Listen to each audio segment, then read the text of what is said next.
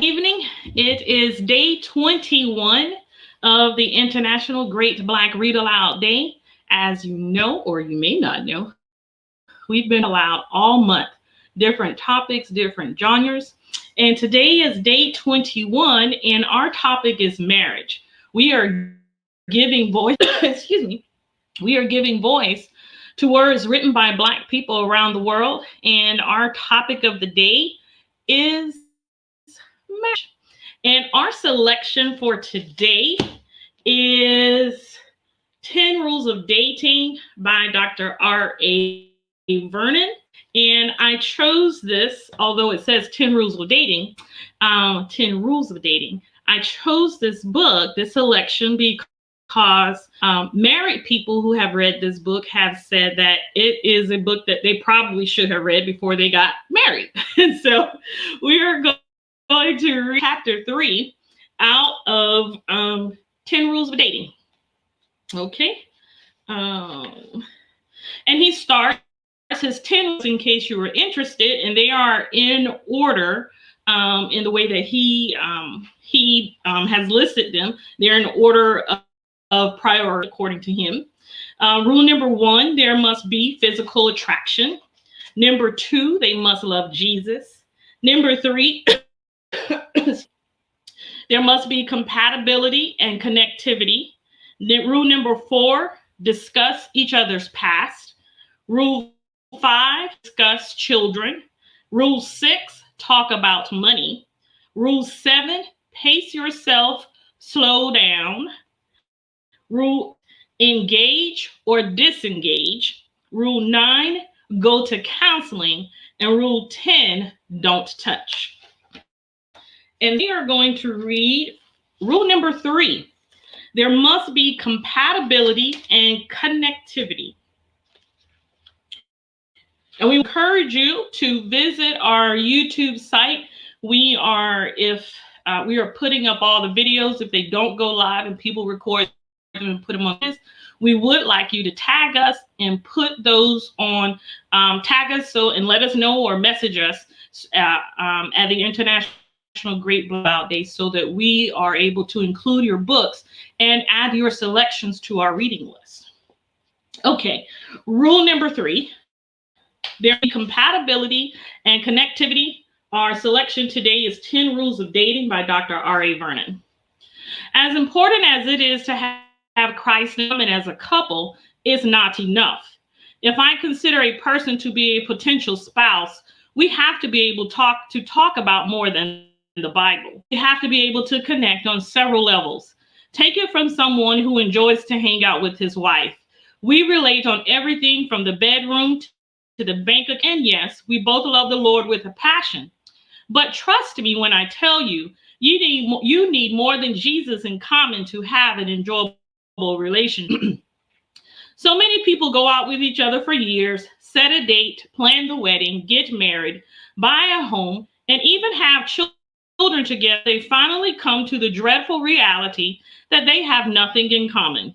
They love each other and are attracted to one another on one or more levels. They probably would never have made it that far. However, being married to someone with whom you have very little in common can lead you straight into a miserable existence. By no means am I suggesting that anybody can ever be everything you want or that you will have complete commonality in every area. There will be some things about whomever you choose to marry that will drive you nuts at times. That's why you have to make sure there is enough connection and compatibility to offset the things that will surely irritate you. Get to know the person's likes, dislikes, and idiosyncrasies. Ask all the questions you think of. Remember, for you, dating is an assignment. You're trying to figure out as fast as you can if this person has the potential to be your spouse. Start your investigation immediately. This section is titled, Can We Talk?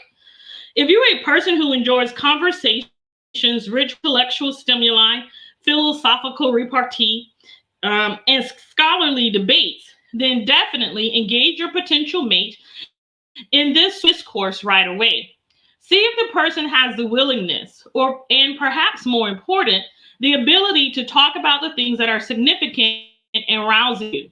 You must ask yourself right away, no matter how physically attractive the person may be, can she excite me mentally for the rest of my life? And if not, is that a deal breaker?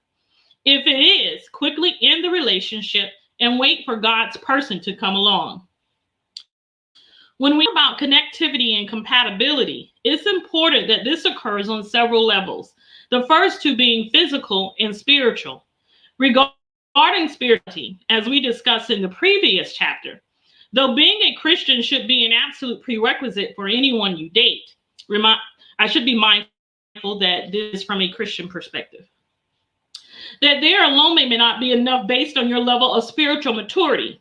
God forbid something happens and my wife Victor goes to heaven before me, and I pray I go first. If something were to happen to her and I am still young enough and willing to remarry, it would take an extraordinary woman to help me pastor the thousands of people under my care. Being a Christian would not be enough. Her level of spirituality would have to well exceed that of the average Christian woman. Number one, I've been saved and in ministry for over 25 years. Two, my assignment of pastoring a church requires someone who can pray me through all the challenges and pressures that come with what I do. I said all of that to say this. If you've been saved a long time like me and are really mature in the Lord, not only does a person need to be saved, they need to be spiritually seasoned enough to relate to you. Signs, in all humility, you have to tell a brother, you might be cute, but I don't have time to teach you John 3:16. I've walked with God too long and too deeply to hook up with someone who is just getting to know the Lord. That doesn't make you arrogant. That makes you honest. That could be a tough conversation to have. I'm not a smart man is the next section.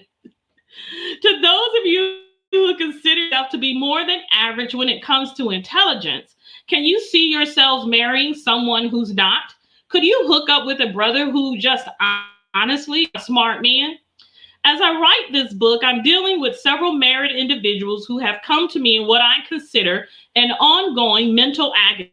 They hooked up with someone who simply does not have the capacity to stimulate them mentally. If you are a person who is formally educated, well-read, are just blessed with God-given natural intelligence, the reality is you need to date someone who can hang with you mentally. Don't dummy down to date. The person may be great looking, they may love the Lord, but they simply can't engage in any other meaningful dialogue with you. You've read Baldwin, Angel, Socrates, Cone, Thurman, Shakespeare, Frost, and Hemingway. The deepest thing they've ever read is ESPN, the magazine. I'm sorry, but the person is just not ready for an educated, witty, quick-thinking individual like you. In time, you'll be bored beyond what you can imagine. And if you don't possess a reverent fear of God, you will find yourself quite possibly seeking mental stimulation from someone else. This search for mental stimulation from another person can lead to attraction, and this attraction can lead to temptation that will be difficult to resist if you're not spiritually mindful. Let me make myself clear. I am not saying that you have to hook up with someone with at least as many or even degrees than you. I am not saying the person has to have an IQ out of the roof. No offense, but you might not exactly be a scientist yourself. I'm simply suggesting that you have to have enough substantive conversations with the person to make sure you are compatible. If neither of you like to read or think, you'll be a great dumb couple in love. Go for it. Don't compromise in this area. You are going to be with this person until one of you goes to heaven or the rapture occurs. Make sure you enjoy both talking and listening to them. So many singles, particularly single women, begin to settle as they get older. They feel that the pool of good, godly single men is limited at best. And therefore, if they find a man with a job and Jesus, they grab him quickly and figure out the rest later. I have counseled several women literally in tears because they had said, I do to somebody who could not turn them on mentally, could not have a deep conversation with them, could not relate to them when they needed it most. They describe it as feeling like you're married to a child and being insufferably lonely while in your spouse's presence. Ride or die. Recently, I procured my motorcycle license. I just turned 40 and I think I was having a midlife crisis when I made the appointment to take the test. No, I'm joking. I bought my oldest daughter a scooter for her 16th birthday, and I decided to get two more so that my wife and I could ride with her time to time. Me finishing my doctorate, my wife having and raising babies, and my daughter's crazy school and work schedule, none of us ever went and got our motorcycle license. Consequently, the bike sat in my garage for over 3 years. One morning, I decided I was ready to ride. I called to find out what to do to get my license, and then spent about a day and a half studying for the test. I scheduled and took the exam, and after I received my results indicating I had passed, I did what I always do when something great happens in my life. I called my girl. She was happy and celebrated my accomplishment with me. That same day, I went and bought a new helmet and started rolling. Will you believe the very next weekend, I received a text from my wife and a picture of her motorcycle license? This girl, without telling me, had studied for and passed both her written and driving tests. She was going to let me roll without her. We ride or die together. Victory Vernon is without question my best friend. We have philia in common, meaning we share a loving friendship. We talk about theology, politics, psychology, and everything in between. I wish I could force, but I'd be lying. Nobody's perfect. We pray together, travel everywhere together, make a lot of love together, and now we ride motorcycles together. I love being married because I married somebody I connect with. We connect on so many levels that we are never bored with one another, nor do we do the company of another man or woman. I've never come close to cheating because I love what I have at home. I am a pastor, Bible student, and seminary professor, and I've been saved for a quarter of a century. But every time I look at my wife, I go crazy with lust, which leads credence to my first rule. Again, there must be physical attraction.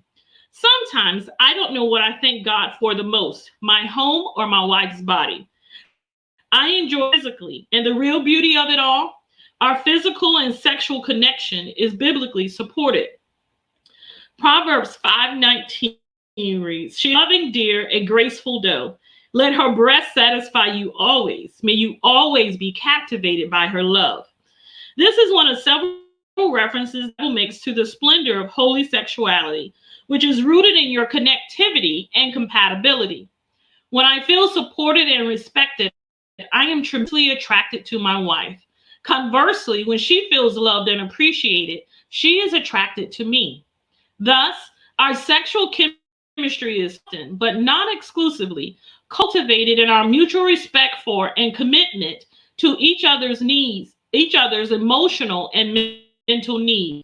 We would have very little desire to fulfill each other on any level if we didn't have the compatibility and connectivity that I believe is necessary for any relationship to thrive or even survive.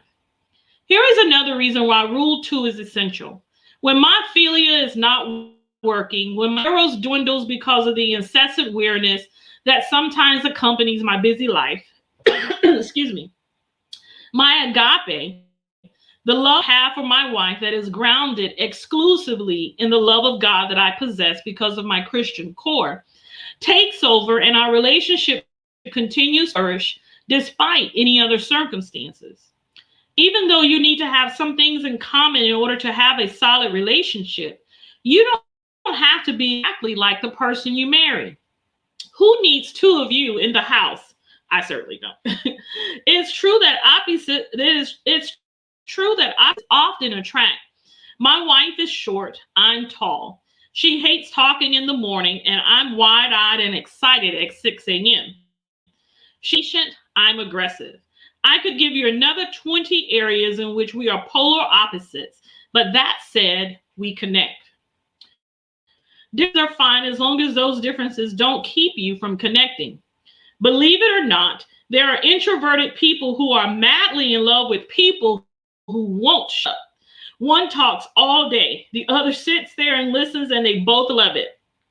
As long as both are satisfied with what they are getting, it's fine.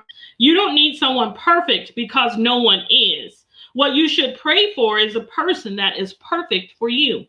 Pray for God to send you someone compatible with, someone you can really see yourself conversing with and enjoying for the rest of your lives. Make sure you connect, not only physically and spiritually, but mentally and emotionally also. You'll be glad you did. That has been chapter 3, rule number 3 of the 10 rules of dating by Dr. R.A. Vernon. And it is the rule of compatibility and connect. We are on day 21 of marriage, of the internet, day 21, I'm sorry, of the International Great Black Read. And today is about marriage. And we hope you'll tune in and listen to the other ones, the other videos that we have. There's a wonderful one that's been posted on our page, been shared to our page from Lenora and Vincent Terry. And we hope you'll take a look at that and listen to their selection for today. Want to remind you of what we're doing all month. We're giving voice to words written by Black people around the world.